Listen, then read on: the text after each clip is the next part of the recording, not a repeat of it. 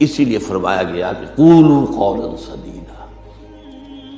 ایک مرتبہ ایسے ہی موقع پر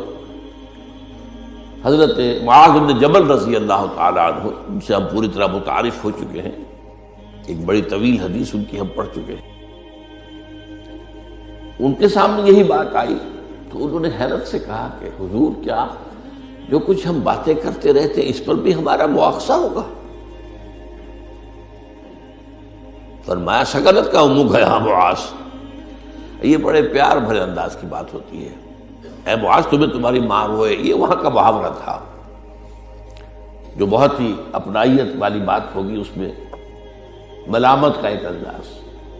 میں تو سمجھتا تھا کہ تم بہت دین کا فہم رکھنے والے ہو۔ اس کے بعد آپ نے فرمایا لوگوں کو جہنم میں منہ کے بل گرانے والی چیز سب سے زیادہ زبان کی کھیتیاں ہیں، حصائد السنتکم، زبان سے جو لفظ نکلتا ہے وہ ایک بیج بن کر آخرت کی سرزمین میں بویا جاتا ہے۔ اب اگر برا ہے تو کانٹے دار پودا اس سے نکلے گا، جھاڑ جھکاڑ، اور یہ تمہیں جا کر پھر کاٹنا ہوگا قیامت کے اندر۔ حصائد اس کو کہتے ہیں کھیتی کا کاٹنا نہیں ہوتا، حب الحصید۔ دو قسم کی نباتات زمین پر ہیں، ایک تو وہ جو پودا اور درخت موجود رہتا ہے، پھل آپ اتار لیتے ہیں، اگلے سال پھر پھل آ گیا، پودا وہی کا وہی ہے، اور ایک وہ فصل ہوتی ہے گندم کی ہے، چاول کی ہے، گنے کی، وہ آپ نے کاٹ لی، اس کو کہتے ہیں حصید۔ حصائد السنتکم،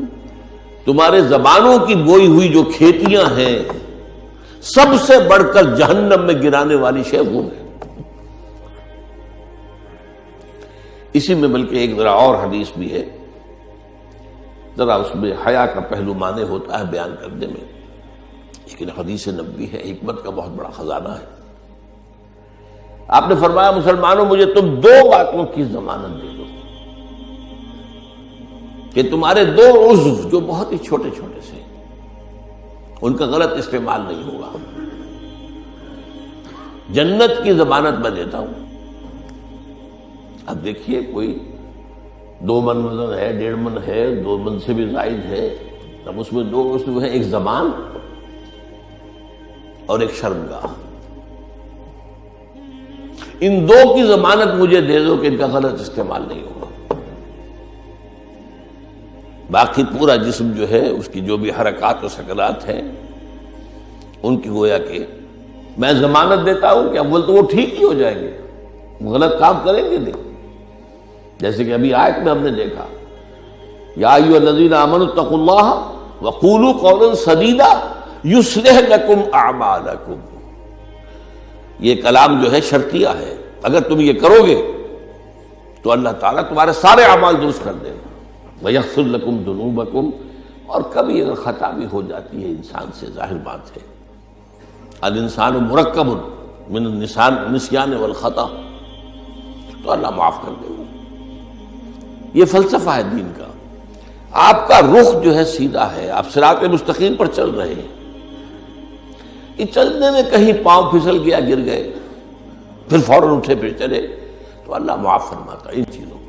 لیکن زندگی کا رخ ہی ٹیڑھا ہو گیا، اب تو معاملہ بالکل برعکس ہو گیا، اب تو جو قدم اٹھ رہا ہے وہ غلط رخ پر جا رہے ہیں، جتنا آگے بڑھیں گے صراط مستقیم سے اتنا ہی دور ہوتے جائیں گے۔ رخ سیدھا رہے، اللہ کے احکام اور اس کے رسول کی سنت، اس پر رخ پہ آدمی چل رہا ہے، جو اللہ چاہتا ہے عبادت رب، شہادت علی الناس اور اقامت دین کی جد و جہد، اس میں انسان لگا ہوا۔ اب خطا ہو گئی، غلطی ہو گئی، لغزش ہو گئی،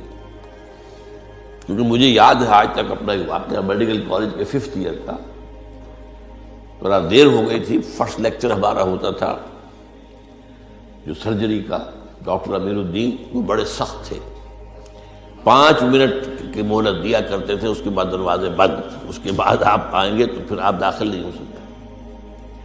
تو میں تیز چل رہا تھا، بارش ہوئی تھی، سائیکل پر تھا، سائیکل پھسلی میں گرا، گرتے ہی بجلی کے مانند اٹھا مجھے آج بھی یاد ہے کہ میں حیران ہوا کہ میں جب اٹھ چکا تھا تو مجھے معلوم ہوا کہ میں گرا تھا۔ یہ ایک کیفیت ہوتی ہے کہ آدمی جو ہے، ایک یہ ہے کہ گرا ہے تو پڑا ہے وہاں پر، تو ایک تو یہ ہے کہ گناہ کے اوپر ڈیرا لگا لیا جائے، ایک یہ ہے کہ گناہ ہوئے فوراً اٹھے، جس کو سورہ نساء میں کہا گیا ہے ثم یتوبون من قریب، فوری طور پر اگر توبہ کر لے تو اللہ تعالیٰ لازماً انما التوبۃ علی اللہ للذین یعملون السیئات ثم یتوبون من قریب، کوئی گناہ تو ہو گیا، خطا تو ہو گئی، فوراً توبہ کر لے، اللہ تعالیٰ صاف کر لے گا فوراً۔ اللہ نے اپنے ذمے لیا ہے، اپنے اوپر لازم کر لیا ہے۔ تو اس اعتبار سے حضور نے فرمایا کہ یہ دو اعضاء ہیں، ان کی ضمانت مجھے دے دو، ان کا استعمال غلط نہیں ہوگا تو جنت کی ضمانت مجھ سے لے لو۔